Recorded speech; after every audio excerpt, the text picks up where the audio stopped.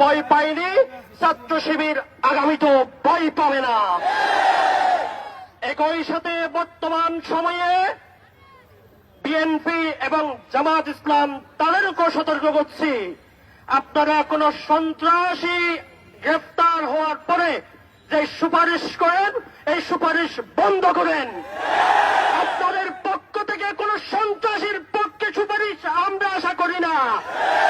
আমরা কোন ধরনের এরকম ভাবে নমনীয়তা প্রত্যাশা করি না।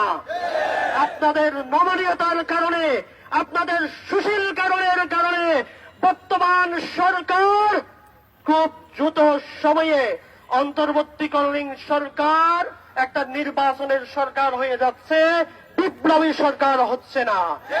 আমরা আপনাদেরকে বিপ্লবী সরকার হিসাবে দেখতে চাই। আগামী দিনে ছাত্র শিবিরের ঘোষিত সকল কর্মসূচিতে আপনাদের অংশগ্রহণ প্রত্যাশা করে আমার বক্তব্য এখানে শেষ